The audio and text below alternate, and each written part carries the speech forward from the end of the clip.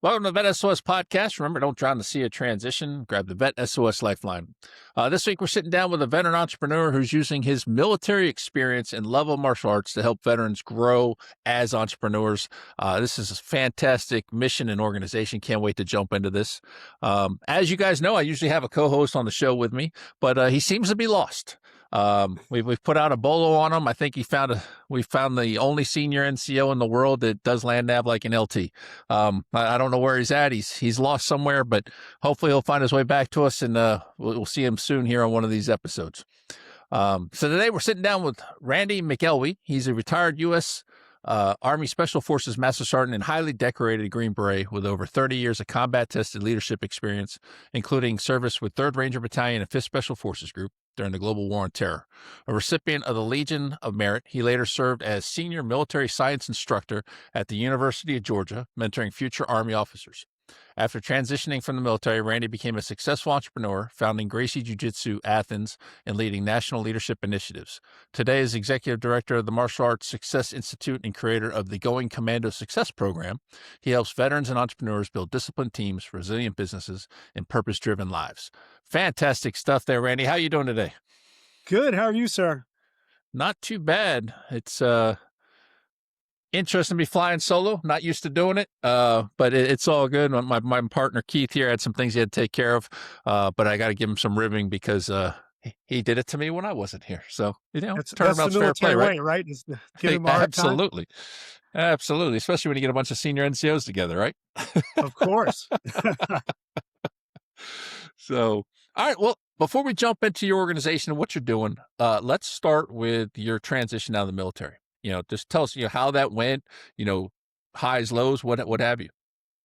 Well, it went terrible on one hand, but because I didn't have a plan for it initially, and I was really totally entrenched in my military identity, and like a lot of veterans and people that have built a career in the military, because I stayed over 20 years.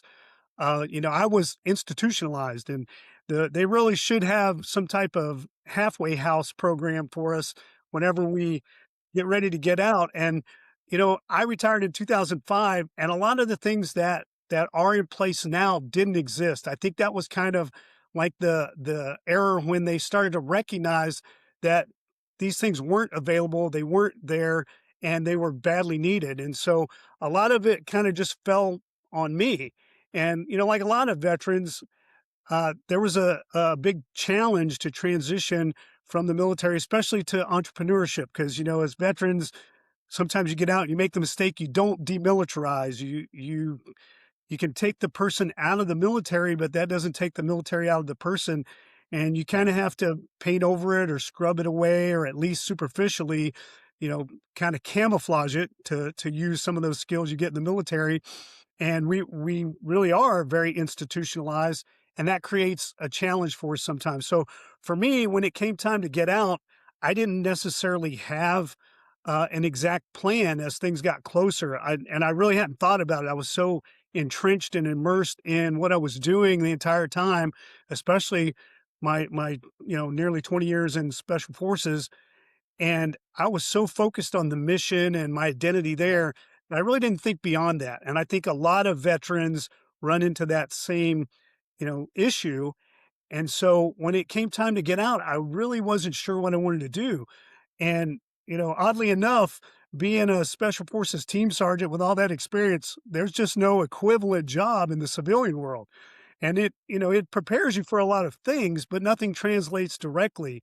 And so what I found myself, in the position of is, a lot of offers for military contracting jobs to keep doing the same kind of thing that I was doing previously in special forces, making a lot more money, which was very inviting and great, but it was missing one key portion of my life filter at the time. And after spending all that time in special forces, I was on my second marriage, which is pretty common. And I had spent a long time planning for life after the military, or at least in the closing years, but not really transitioning out of the military. And what I mean by that is my wife at the time and I had waited over 10 years to have my son, who was born in 2000, and I was on the tail end of my operational side. And so I developed a combatives program for 5th Special Forces Group, and I was, sharing that with a lot of teams inside the organization. And my last operational assignment there, I was in charge of our special projects division, which is like our plain clothes section. And so I was doing both of those things, and I was winding down on that assignment, and the plan was for me to take a job as the senior NCO managing our isolation facility, which is the facility that gets all the guys ready for overseas deployment to execute missions. And doing that, I was going to be running a combatives program and training all the guys in combatives for the group. And as this, was unfolding, and there was even discussion that afterwards they would create a civilian instructor position for me, like they've done with some other key things, and that would be my future after the military. Well, then September 11th happened, and that morning I was teaching combatives to my special projects team, and in the ISAFAC, and everything changed like in the blink of an eye. We spun up, right away. The Fort Campbell locked down. I know you spent some time at Fort Campbell, so it was a complete 180-degree shift from that kind of, you know, transitioning down to a much calmer, more family oriented life to a complete and total spin up to execute the mission for the next, you know, unforeseeable future. And, we were just at the beginning of that, 20-year war, and nobody knew what it was going to look like, but we knew it was going to be intense. It was going to have some long duration. And so that threw a complete and total wrench into my transition program that I'd put in place at the time. And I got my choice of assignments after Afghanistan and went to the University of Georgia to be the sergeant major at the military science department there. And so once I got there, I was still just kind of reeling from, how do I regroup and replan my transition? And I had no idea where the next step would be. It's unfortunately a familiar story. Yeah, very much so. It's one of those things where, um, and it's no fault of current leadership, right? Because they've never transitioned. They just don't know, and we're trained as service members to go to our leadership and ask questions. Well, they don't know. They can't really help you. And Exactly. so, um, I just hope as the different organizations and the more stuff that's out here for transition continues to materialize, that we continue to reach back to the active duty forces and make sure that they understand that there's so much out here for them, and we're able to help them in that way so that they don't have to struggle as much as a lot of people did with their transition. Yeah, and I think also, like, I don't know about you, but during my military time, I really wasn't interested in what was happening in the civilian world. I was very tuned in to the military. You kind of develop your own little circle, and you don't look far beyond it, unfortunately. And luckily for me, a couple of those positions I was in towards the final stages of my career, I had to do some things that were a little bit outside the military. The special projects job forced me to wear civilian clothes, interact with a lot of the a lot of the people in the Department of State and the ambassadors of different countries throughout the CENTCOM area. And then I went into that last phase at the military science department at the University of Georgia.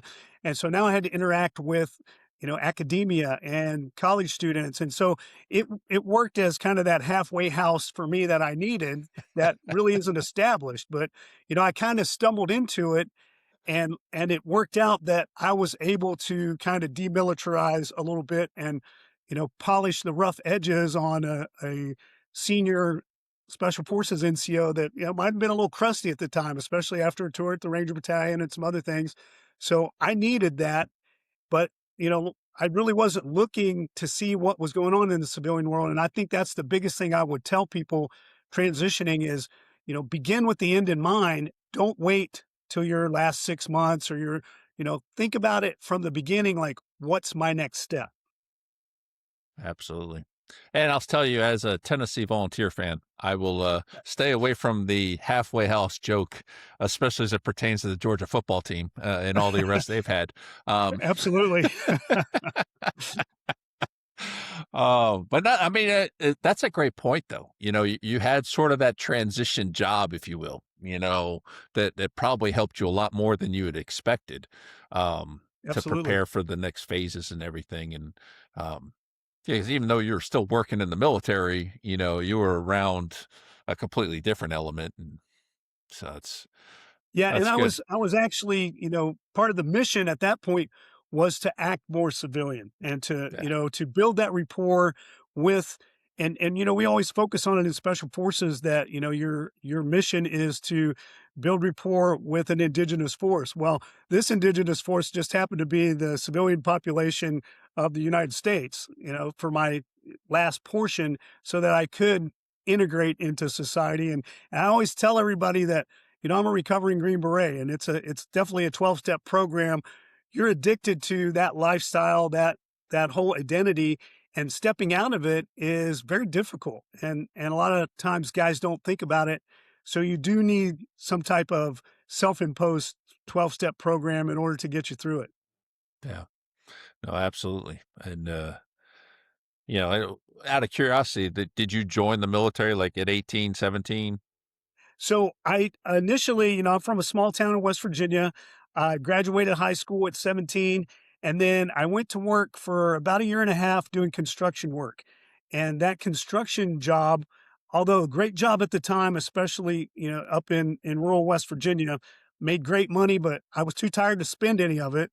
And because I was getting up at like 3:30 in the morning, I was getting home at 9 o'clock at night. I was driving an hour and a half to the job site every day, and I was exhausted. So Yeah. I finally, joined the military at 19, and I went in initially to go directly into special forces, which is, it wasn't something that had been around very long. It was a unique opportunity. And truthfully, I was totally unqualified for that experience that I decided to jump into, which has been the story of my life is, just jump in and see how it goes. But it Yeah. worked out well. And the reason it worked out well is because I had and found a network of guys within the military when I got there that kind of took me under their wing and, they liked me because I was a young, dumb kid. And they, it's like a puppy. They thought it was hilarious that I was going to dive in and do this and that I really had no idea what I was in for. But they kind of got me through it. And those guys, most of them had already been in special forces for a while and they were coming back to reclassify their MOS or their job title, or they were come from the Ranger Battalion to go to special forces. So they were guys that had the experience that were well suited to go to special forces, and they decided to take this, young little teenage kid with them. And so it was just worked out luckily for me. And I've heard you talk on some of the other shows about the importance of mentors. And like I said, those guys got me through that. And by the time I finished, I actually woke up and realized that, I didn't belong there. I had no business being there with that limited amount of experience. And I needed to step up and actually earn my place by figuring out all the things I should know. So I dove into really, learning the job once I got there. A Yeah. little late, but, still just in the nick of time.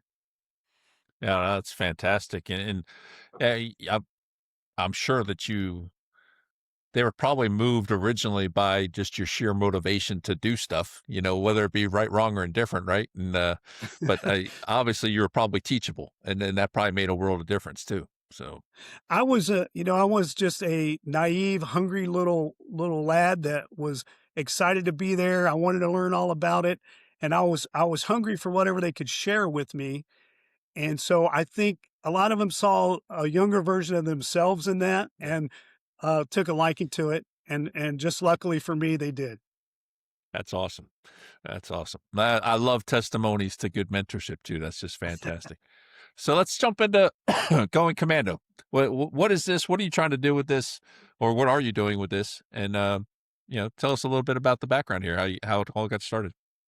Well, so it really is just a version of that mentorship that we've been talking about.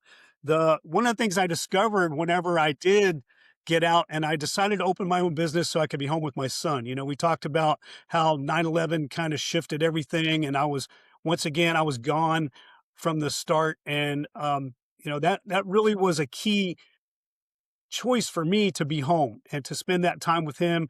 I had 2 kids from a previous marriage that I wasn't close to, and I didn't wanna make that same mistake again. So I decided I would open my own business. And, just like my military story, I dove into something I knew nothing about. From my time being in the military, I obviously didn't know how to make money. All I knew was how to spend other people's money because, that's part of what you do as a government employee. And then, so I found myself starting this business, and I didn't know anything about business. So I started to go look at it. And initially, I tried to be a businessman, and I realized pretty quickly I'm not a businessman. I'm a special forces soldier on a new mission to run a business. And so once I started approaching it that way, I started to document it, and I used some of the things that I had discovered in the military and been taught from those mentors. The first key thing was building a continuity book so that, and a lot of times you build a continuity book for somebody to take over for you, but I was building it so I started to understand what I was doing. And as I did that, over the years, I've just collected the procedures. And one of the things I saw down the road after I kind of got several systems in place for my business, is it translated to helping other people with their business of the same kind in the same industry. And then once I did that, I started to look at the principles, and the way I had written it out, it had a lot of underlying concepts that I brought from the military, directly from special forces, the things that you learn in the military that aren't formally taught. And, sometimes they're simple little concepts, and you and I were talking earlier about being planners. Well, a simple concept in the civilian world that we use all the time in the military is backward planning. And they don't always have that in their process in the civilian world. They don't have the concept of training meetings or, quarterly training briefs or, planning training cycles and things like that. So I brought all that into my business model for the business. And then when I started working with other people to help them with their businesses and tell them what I was doing, I discovered that the stuff that was just commonplace for me was totally foreign to them. And these concepts, were really helpful, and they were really excited about them. And, for me, it was kind of an everyday occurrence. And we forget that in the military is some of the tools we have. And a good lesson, that I always relate to it is while I was teaching at the military science department in Georgia, we set up a thing to show the cadets night vision. Well, for us, it's an everyday thing. It's just a piece of equipment, and you get used to using it. Well, they had never seen it before, so they were in awe of this tool. And once they saw how amazing this simple tool was that we take for granted, they were really excited about it and saw the potential for it. Well, the same thing was true of all those systems and tools in business that I was sharing with other folks. And initially, I just helped out other martial arts academies. And then some of my students that have their own businesses, talked to me and got some insight. And then I started coaching businesses of all types. I have coached folks that YouTube influencers, insurance sales people, wealth managers, and other businesses as well. And all these different varieties of business were able to plug in and benefit from these commando ideas that came from my time in special forces. And so I just put it into a training system to where I could share it with them in a logical sequence and make it make sense. That's powerful. And I've listened to a couple veterans who work as coaches, and their ability to take some of the most simple skills that we learn in the military, like you said, take for granted, and turn them into leadership training for an organization or something, a tool that they can use to run their business. It's just phenomenal to watch that transition happen and see how they word it. And so I applaud it for it. I mean, it's not that difficult to do. You can take most of the stuff that we've learned and convert it some way. Um, but being able to capitalize on that and actually turn around and help other businesses and everything like that, that's just an amazing skill to be able to do. Well, we're really blessed with our military experience, and a lot of times guys take it for granted. I know to some degree I did, and particularly being in that special operations environment, and you have all these high level people that you work with every day, and you're just basically another knucklehead, and you take for granted that in this elite group and you're sitting at a very, very prestigious table. And by doing that, you're able to tune into conversations and learn things that the rest of the world just isn't privy to.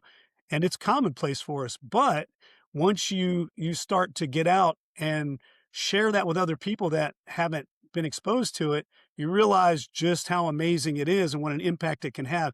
And the whole process in the military, and especially in special forces, is built around the idea of team.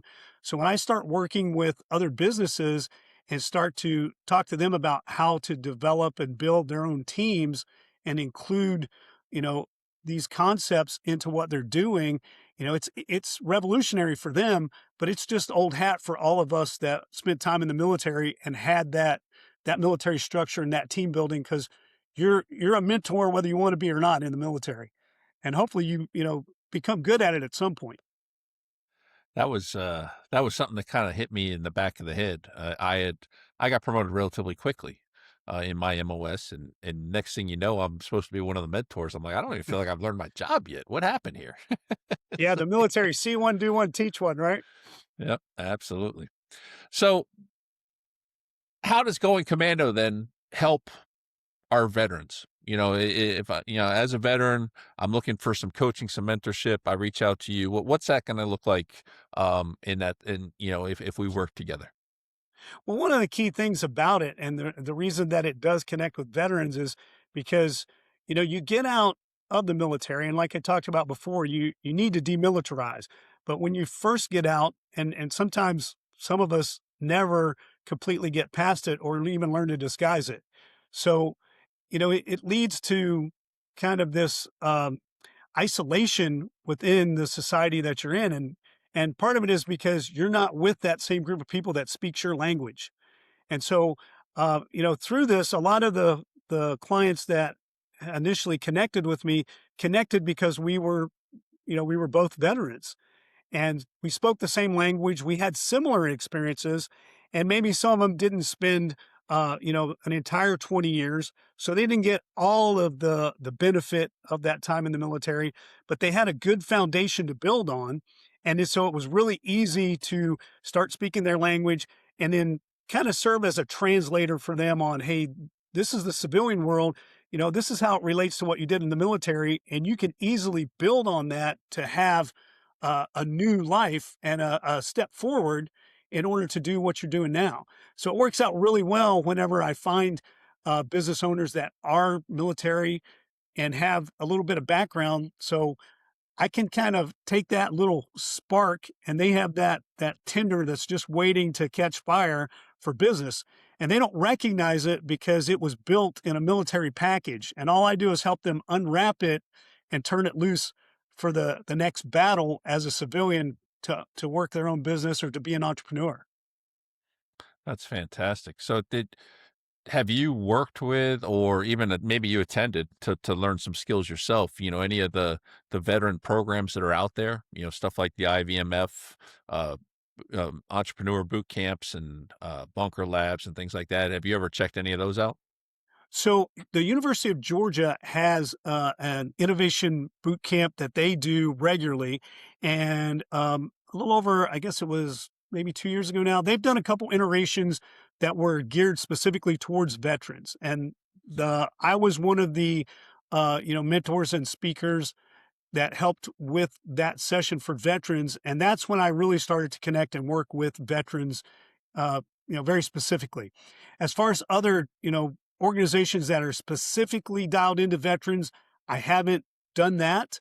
And I would definitely enjoy doing that because I do miss, like I said, I'm a recovering Green Beret. So I start jonesing for my own people, from the military, and I miss it. So when I get a chance to go back and work with military personnel that are civilians now, or even guys that are still in the military, I really enjoy doing that because it meets a connection that I'll probably always have. So I do like to do that. As far as specific organizations that are just oriented towards transition or helping veterans, I haven't done that, but I've worked with several organizations and other veteran business owners that have programs serving different needs. I just returned like last week from working as part of a team training at UNC Chapel Hill to help prepare students to travel during the summer and help them with personal protection and travel risk management and things like that. So, and I've been doing that program with those folks since 2011. I go there every year annually and have worked with some other folks. John Rankin, Sales Platoon, did a lunch and learn program for him and his group of guys. So definitely connected with the veteran community, but nobody specific. And I think part of it is because when I left the military, those organizations didn't exist, and so I just got used to functioning on my own and I missed out because they weren't available. And so, that's the thing that I try to tell veterans now when I talk to them is, hey, there's a lot of great organizations out there. Look around, go check them out. There's more assistance out there than there's ever been before, and they're really good at helping veterans. Oh, absolutely. 100%. There's so many out there now and trying to weed through it. And that's one of the reasons why we do what we do is to try to help you learn about these organizations and find the ones that work best for you. Um, well, this is fantastic. And there's a couple of people in organizations I want to connect you with after we get off as well. I think there's Absolutely. some people you could definitely, help out as well as, maybe even find new opportunities to expand your reach and help other people. Um, so let's, as we get ready to close out here, what's the best way for people to get in contact with you, check out Going Commando? So you can find me on LinkedIn. That's a really easy way to connect with me. Or you can go directly to www.commandosuccess.com and reach me through that website. Anybody that's looking to kind of systemize their business to add structure to it and go back to some key basics that you may have left out. A lot of times as entrepreneurs, we start businesses because we're really excited about what we do, especially the technical side of it. We love the minutia and getting into it, but we leave out the idea that there's a business side that has to operate and function. And I know that's been especially true in my industry with martial arts academies. People start them because they love martial arts and they want to share it and everything. But then they quickly realize once they start doing it as a business that if they don't have the skills in business and the systems and structure, they're not going to help very many people because they're not going to be around very long. And, initially, that was one of the things I saw and why I started helping other school owners is I saw a lot of schools in our area that, people that opened martial arts programs and they didn't make it. They didn't last very long. And, even though that probably helped me from a competitor standpoint, I hated to see that less people were having the opportunity to train and benefit from martial arts because these great teachers didn't understand the business side. That's a huge point. It's business is its own animal. You can have the passion, you can have the skills, but then understanding how to run a business is a whole different animal that you have to throw on top of it. And the good thing is though, there's people like you. There's people like your organizations like Going Commando. There's also plenty of resources out there now for veterans who want to be entrepreneurs, and just we need to use those tools. They're there. They can help us. We already have the drive. As veterans, most of us have the drive to do something. And now you just get that extra knowledge by working with people like Randy or going through these different organizations. Um, Yeah, veterans are like uniquely qualified to yeah, run their own business, be part of it. yeah. They don't realize it a lot of times, but they've been thrown a lot of these adversities and these challenges that you're going to see in business, and they've learned problem solving at a level that most civilians, especially folks that go and get an MBA and things like that, they've got a great background and book knowledge, but they don't have that real world experience. And so once veterans learn to systemize that experience for their business, they're really well equipped and usually succeed and take off, pretty phenomenally. Oh, absolutely. Absolutely. Well, Randy, I want to thank you so much for joining us today. I love the work you're doing, love the passion, and wish you continued success and encourage, anyone in our audience who has started a business or is trying to start a business, look into Going Commando. And Randy has a ton of knowledge, a lot of information to share. So definitely worth checking out along with these other resources we've mentioned and that we've interviewed. So just, please keep doing what you're doing, Randy. And, But we just absolutely love it. Thanks for having me. I really appreciate it. Absolutely. Well, I thank everybody for joining us today and here on VET S.O.S. And if this episode resonated with you, please share, like it, tell your battle buddies about it so that we can continue to spread the word. We're here to educate. We want to continue to educate our population about what's out there for them. And as always, please remember, don't drown the sea of transition. Grab the VET S.O.S Lifeline.